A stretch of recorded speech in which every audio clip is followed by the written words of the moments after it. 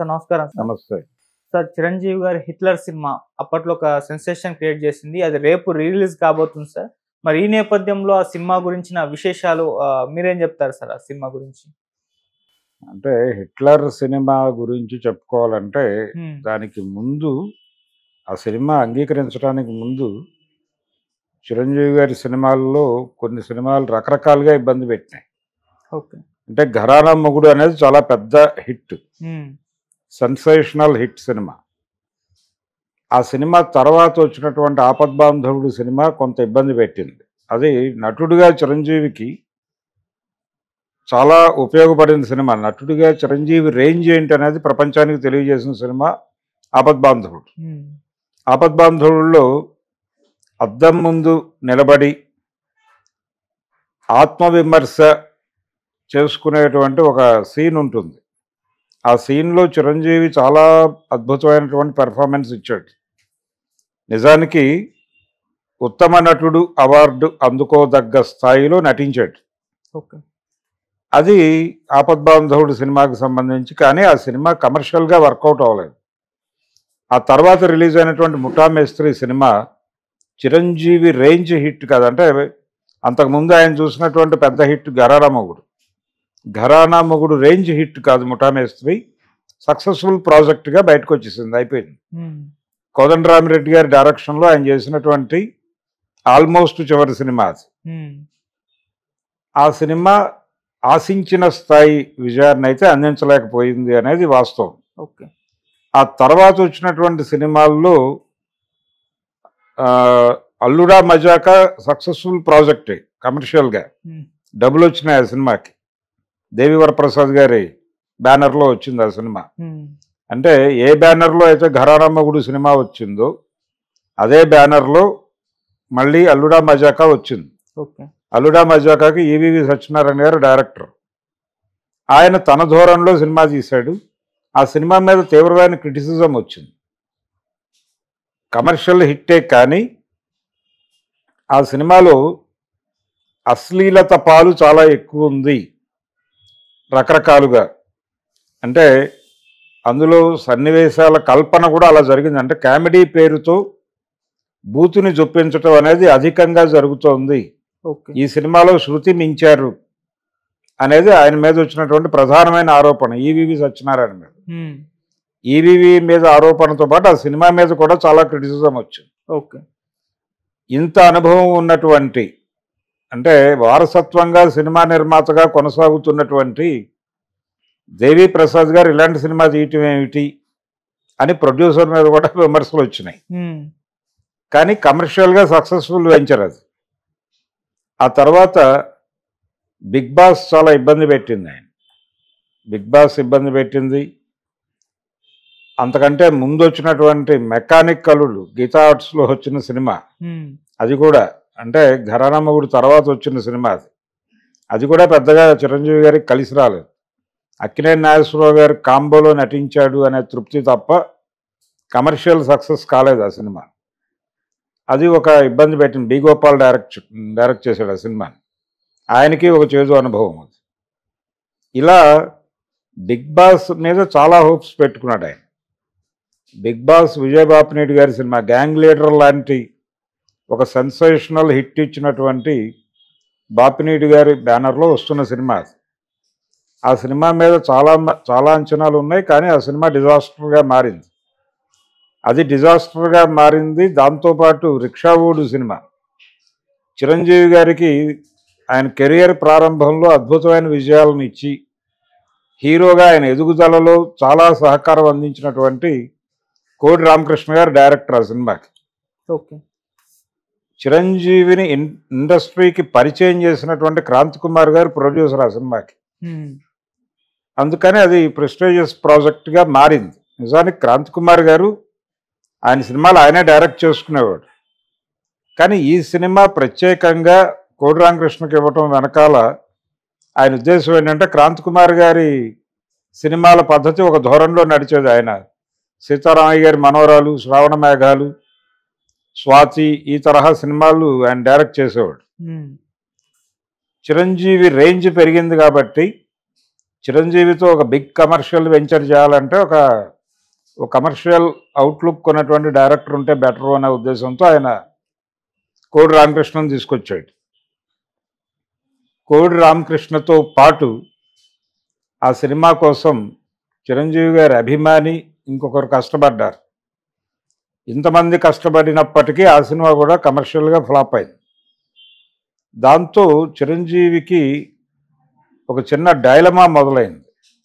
అంటే మనం ఎటు తిరిగినా విజయం రావడం లేదు, ఏమిటి జరుగుతోంది? నిజానికి శ్రీదేవితో రవిరాజా పినిశెట్టి గారు చేసినటువంటి ప్రయత్నం, అంటే జగదేక వీరుడు అతిలోక సుందరి తర్వాత శ్రీదేవి చిరంజీవి కలిసి నటించినటువంటి ఎస్పి పరశురామ్ కూడా ఈ వరుసలో వచ్చిన సినిమానే. అంటే ఘరానా మొగుడు తర్వాత వచ్చిన ఒక రకమైనటువంటి ఫ్లాపుల పరంపరలో వచ్చిన సినిమానే. అది కూడా చేదు అనుభవాన్ని మిగిల్చింది. ఓకే. రవిరాజాతో మంచి హిట్లు తీసుకున్నాడు ఆయన. ఎముడికి మొగుడు లాంటి సెన్సేషనల్ హిట్ ఇచ్చినటువంటి డైరెక్టర్ అతను కూడా ఎస్పి పరశురామ్ అనేది, అది యాక్చువల్గా తమిళ రీమేక్ సినిమాలు చాలా అద్భుతంగా చేస్తాడని ఒక ఇమేజ్ ఉండేది రవిరాజాకి. అది కూడా వర్కౌట్ అవ్వలేదు. ఈ ఫ్లాపుల పరంపర ఇలా కొనసాగుతున్నటువంటి దశలో ఏదో చేంజ్ చేయాలి, మనం ఒక మూసధోరణిలో వెళుతున్నాము అని చెప్పి తనని తాను సమీక్షించుకోవటానికి కొంత గ్యాప్ తీసుకున్నాడు చిరంజీవి. ఆ గ్యాప్ తీసుకున్నటువంటి టైంలో ఒక మలయాళంలో హిట్ అయినటువంటి ఒక సినిమా హిట్లర్, మమ్ముట్టి యాక్ట్ చేశాడు అక్కడ. ఆ కథని ఎడిటర్ మోహన్ గారు కొన్నారు, రైట్స్ కొన్నాడు, తెలుగులో చేద్దామని. 2-3 హీరోలు ట్రై చేశారు, రాజశేఖర్ కూడా ఉన్నట్టున్నాడు దానిలో. ఫైనల్గా ఎడిటర్ మోహన్ గారి కాంపౌండ్కు చేరింది. అది చేరిన తర్వాత ఆయనకి ఇది వెంచర్ చిరంజీవితో చేస్తే అలా ఉంటుంది అని ఒక ఇది.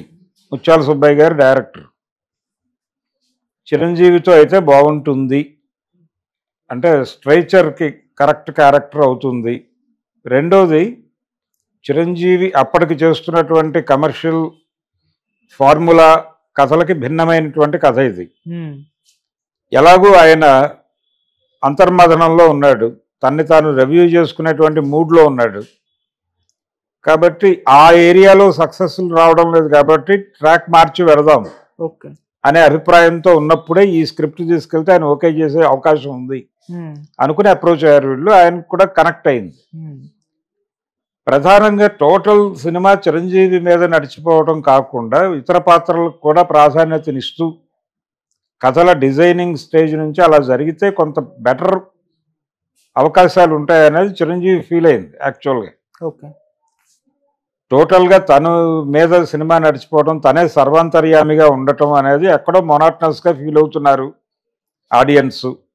అన్ని పాత్రలకి సమానమైన ప్రాతినిధ్యం ఉంటూ తన పాత్ర వాటి మధ్యలో నుంచి ఎలివేట్ అయ్యేటువంటి క్యారెక్టర్ అయితే బాగుంటుంది అనేటువంటి ఒక అభిప్రాయానికి వచ్చున్నాడు ఆయన.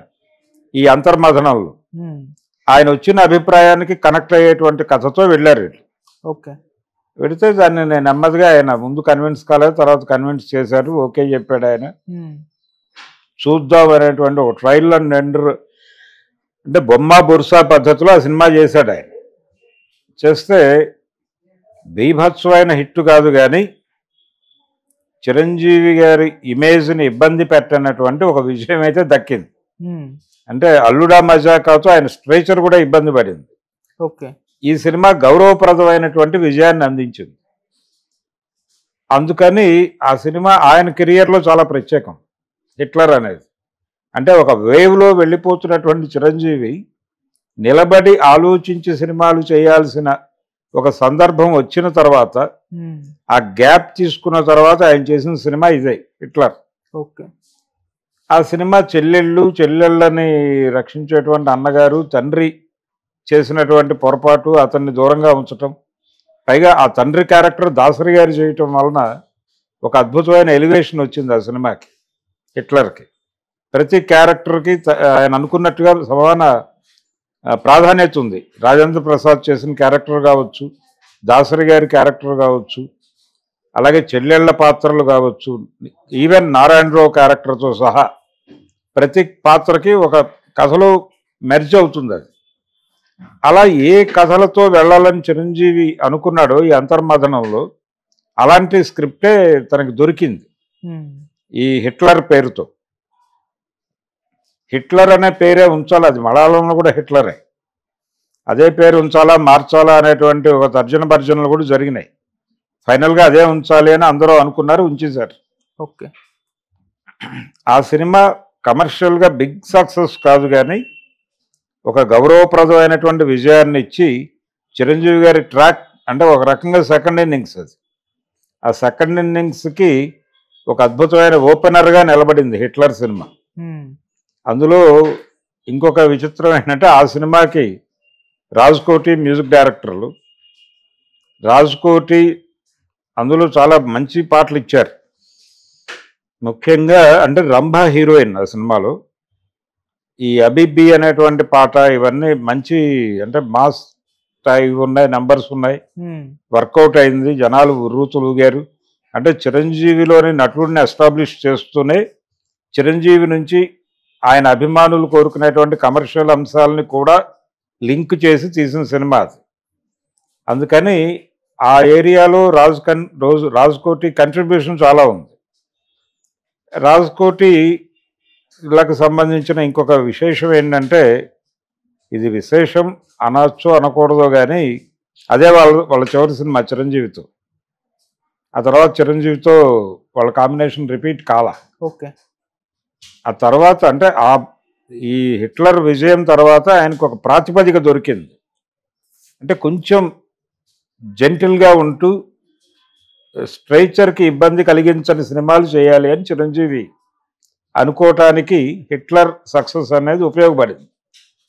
ఆ తర్వాత ఆయన సురేష్ కృష్ణ డైరెక్షన్లో చేసినటువంటి మాస్టర్ సినిమా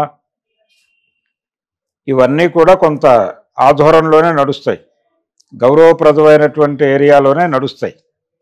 అలా చిరంజీవిని ఒక రకంగా ట్రాక్ మార్చినటువంటి సినిమా హిట్లర్. ఆయన కెరియర్లో దానికి ఒక స్పెషల్ పేజ్ ఉంది, ఒక ప్రాధాన్యత ఉంది. ఓకే. ఎడిటర్ మోహన్ గారికి కూడా చాలా పెద్ద విజయం సాధించిన సినిమా అది. ఆయన అప్పటి వరకు చిన్న తరహా సినిమాలు చేస్తున్నాడు.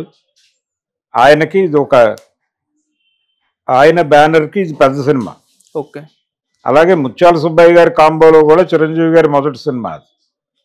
ఆ తర్వాత ఇంకొక ప్రయోగం చేశాడు ఆయన అన్నయ్య అనే పేరుతో గీతా ఆర్ట్స్లో. ఆ సినిమా కూడా చాలా పెద్ద విజయం సాధించింది. అలా ముత్యాల సుబ్బయ్య గారు చిరంజీవి కాంబో చాలా సక్సెస్ఫుల్ కాంబోగా చెప్పుకోవాలి. అది హిట్లర్ సినిమాకి సంబంధించినటువంటి నేపథ్యము. ఓకే. ఇప్పుడు ఆ సినిమాని రిలీజ్ చేస్తున్నారు. అందులో రంభతో చిరంజీవి గారి రొమాన్సు, అలాగే చెల్లెళ్ళని కట్టడి చేసే అన్నగా ఆయన కనపరిచినటువంటి అంటే అక్కడ ఆయన ఏదో ద్వేషభావంతో వాళ్ళ పట్ల వ్యతిరేకంగా ఉన్నట్టుగా కనిపించకూడదు ఆడియన్స్కి. ఆయన చాలా ప్రేమతో ఉన్నాడు, తనని తాను కాల్చుకుంటూ వాళ్ళని ఇబ్బంది పెడుతున్నాడు అనేటువంటి సెన్స్ క్యారీ కావాలి ఆడియన్స్కి. అవి చాలా బాగా పలికించాడు చిరంజీవి ఆ సినిమాలో. ఓకే. ఒక రకంగా కంపారిటివ్గా మమ్ముట్టితో పోల్చినప్పటికీ బెటర్ నట్నే ప్రదర్శించాడు ఈయన చిరంజీవి. ఓకే. సో అలా హిట్లర్ అనేటువంటి సినిమా చాలా అన్ని విధాలుగా ప్రత్యేకమైన సినిమా అది.